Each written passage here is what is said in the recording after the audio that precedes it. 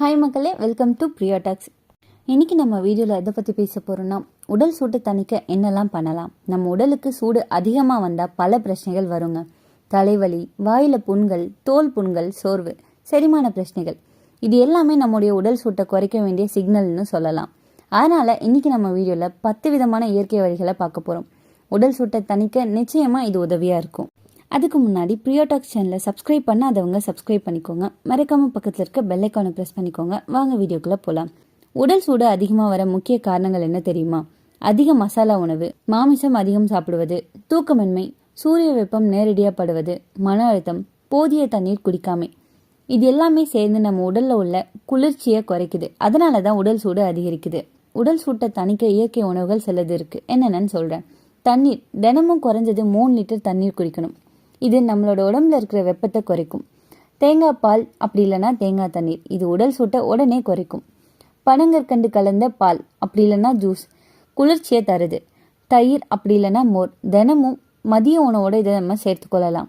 நீர்நெல்லி, gooseberry, இது vitamin C நிறைஞ்சதாக இருக்குது. இது உடல் சூட்டை குறைக்கும். வெண்டைக்காய், வாழைத்தண்டு, இளநீர், பாகற்காய், பூசணிக்காய், இது எல்லாமே சிறந்த கூலிங் ஃபுட்ஸ்னு சொல்லலாம். தண்ணீர் வெங்காயம், அதாவது சின்ன வெங்காயம், இதை நம்ம உணவோடு சேர்த்து சாப்பிட்டோம் அப்படின்னா உடல் வெப்பம் குறையும். மதிய வேளையில் மோரோட பசலைக்கீரை, பாகற்காய் கூட்டு, பூசணிக்காய் கூட்டு, இது நல்ல குளிர்ச்சியை தரும். உடல் சூட்டை தணிக்க சில பானங்கள் இருக்குங்க. அது என்னென்னு இப்போ சொல்கிறேன். பூசணிக்காய் ஜூஸ், துளசி, வேப்பிலை நீர், எலுமிச்சை பானம், முருங்கை இலையோட தயிர் ஸ்மூத்தி, பனங்கற்கண்டு சேர்த்த பால், இது எல்லாமே வெப்பத்தை தணிச்சு உடல் முழுக்க ஃப்ரெஷ்னஸை கொடுக்கும். காலை நேரம் சூரிய ஒளியில் 10 நிமிஷம் நில்லுங்க. விட்டமின் டி கிடைக்கும். இது உடலை பேலன்ஸாக வச்சுக்கும். ராத்திரி தாமதமாக சாப்பிடாதீங்க, உடல் வெப்பம் உயரும். தினமும் 7 மணி நேரம் தூங்குங்க. மசாலா, டீ, காஃபி போன்றவற்றை குறைச்சிக்கோங்க. குளிர் நீரில் குளிக்கவும், ஆனால் சளி இல்லாதவங்க மட்டும் குளிங்க. யோகா, பிராணாயாமா உடல் வெப்பத்தையும் மன அழுத்தத்தையும் குறைக்குது. சுக்கு, எலுமிச்சை, தேன் கலந்த பானத்தை குடிக்கிறத வழக்கமாக வச்சுக்கோங்க. இது வெப்பத்தை சமநிலைப்படுத்தும்.